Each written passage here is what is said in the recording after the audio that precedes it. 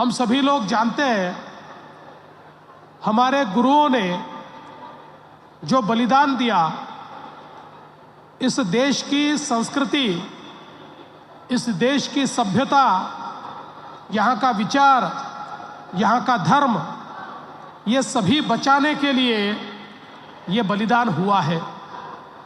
और केवल सिखों के लिए नहीं, तो तमाम भारतवासियों के लिए ये बलिदान हमारे गुरुओं ने दिया। और जैसे बाबा जी बता रहे थे कि शायद ये बलिदान नहीं होता तो हम सब लोग आज इस मंच पर नहीं होते। इतना बड़ा बलिदान हमारे गुरुओं ने दिया है। और विशेष रूप से जिस समय हम जानते हैं कि औरंगजेब ने बहुत जालिम अत्याचार शुरू किए और विशेष रूप से कश्मीर में बैठे हुए पंडितों को जबरन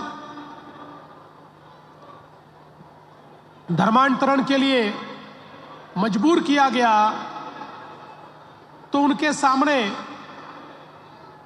बचने के लिए अपने धर्म को, अपने विचार को, अपनी संस्कृति को, अपने संस्कारों को बचाने के लिए किसके पास जाए, तो केवल एक नाम उनके सामने आया और वो नाम था 9वें गुरु तेग बहादुर सिंह जी का। वो जानते थे कि यही गुरुदेव है जो हमें बचा सकते हैं। और वे गुरुजी तक पहुंचे और गुरुजी ने भी ये जिम्मेदारी ली कि हम आपको बचाएंगे। और उस जिम्मेदारी का निर्वाह करते हुए जिस समय औरंगजेब ने गुरुजी को कैद किया और उनको ये कहा कि या तो आप धर्म बदल लीजिए या फिर आप मरने के लिए तैयार हो जाइए, उस समय उस क्रूरता के सामने गुरुजी डरे नहीं, निडरता के साथ उन्होंने अपने विचारों की, संस्कारों की और विशेष रूप से सनातन धर्म की रक्षा का जो संकल्प लिया था, उस संकल्प को दोहराया। और हम सभी जानते हैं कि गुरुजी के साथी भाई सतीदास, भाई मतीदास, सभी लोग इतनी बर्बरता के साथ उनको मारा गया, किसी के टुकड़े कर दिए गए, किसी को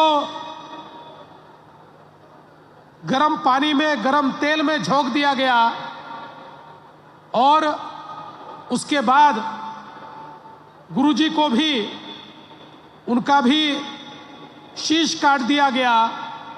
और मानो एक संदेशा देने का प्रयास हुआ कि जो हमारी बात नहीं सुनेगा उसका यही हश्र होगा। लेकिन औरंगजेब ये जानता नहीं था कि गुरुजी की कुर्बानी से पूरे देश के अंदर इस प्रकार की प्रतिबद्धता निर्माण होगी कि उसके इरादे कभी पूरे नहीं होंगे। और वो इरादे कभी पूरे नहीं हुए। और उस समय जब औरंगजेब ने ऐलान किया था कि गुरुजी को कोई भी अंतिम संस्कार नहीं देगा, उनके शीश को, उनके शरीर को कोई अंतिम संस्कार नहीं मिलेगा, दिल्ली के चांदनी चौक में बर्बरता के साथ गुरुदेव का देह पड़ा था। ऐसे समय लकीशा बंजारा जी ने अपने प्रयासों से उनके शरीर को अंतिम संस्कारों तक पहुंचाया और उसके बाद उन्हीं के सुपुत्र गुरु गोविंद सिंह जी ये 10वें पातशाह बने और 10वीं पातशाही गुरु गोविंद सिंह जी ने तो इस प्रकार का बलिदान दिया।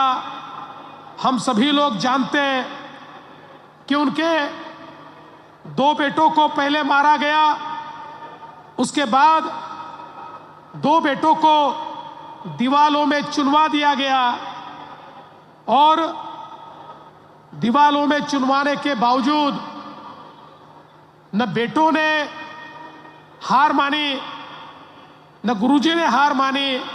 वे लगातार धर्म की रक्षा के लिए, अपने देश की रक्षा के लिए लड़ते रहे।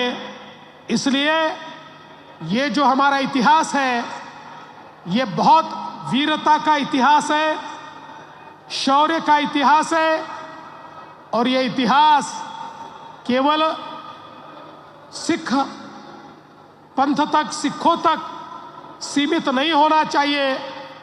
तो भारत के जन जन को ये पता होना चाहिए कि हमारे गुरुओं ने केवल सिखों के लिए बलिदान नहीं किया, समूची मानवता के लिए ये बलिदान किया है। इसीलिए इस कार्यक्रम का आयोजन हमने किया और विशेष रूप से ये कार्यक्रम इसलिए भी अलग है कि पूरी नानक नाम लेवा संगत एक साथ इस कार्यक्रम में लाने का प्रयास हमने किया। हम सभी लोग जानते हैं, हमारे देश में जब समाज बिखरा हुआ था, ऊंच नीच जातियां, ऐसे कई बंधन हमारे समाज को तोड़ते थे, जिसके कारण हम गुलामी में जाते थे। ऐसे समय गुरु नानक देव जी ने एक निरंकार का मंत्र हमको दिया, सभी को एक साथ जोड़ने वाला। ये निरंकारी इस प्रकार का विचार, जिस विचार ने उस समय पूरे देश के अंदर अलग अलग समाजों को जोड़ने का काम किया, उसी विचार को फिर एक बार इस कार्यक्रम के माध्यम से एकत्रित लाने का प्रयास हमने किया है। चाहे वो सिख हो, सिखलिकर हो, हमारे लुभाड़ा हो, हमारे बंजारा हो, हमारा मोहयाल समाज हो, हमारा सिंधी समाज हो, सारे जितने नानक नाम लेवा समाज है, जिन जिन तक गुरु नानक देव जी का संदेशा पहुंचा और जिन्होंने गुरु नानक देव जी के विचारों को अपनाया, पूरे देश के हर प्रांत में, पूरे देश के कोने कोने में फैला हुआ ये समाज, हमारा वाल्मीकि समाज हो या अलग अलग सारे समाज, इन 9 समाजों को एकत्रित करने का काम इस कार्यक्रम के माध्यम से हमने यहाँ पर किया।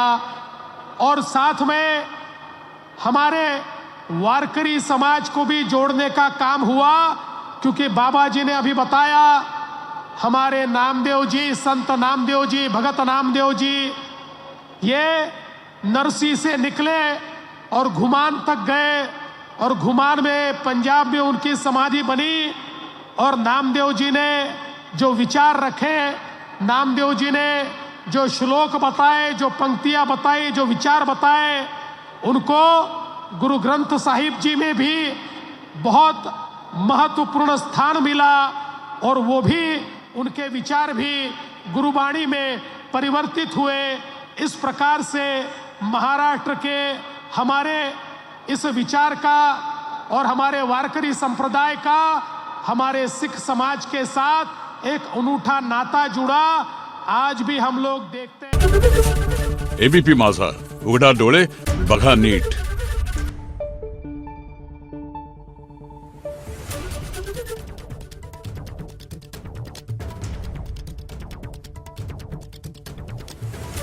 Thank you.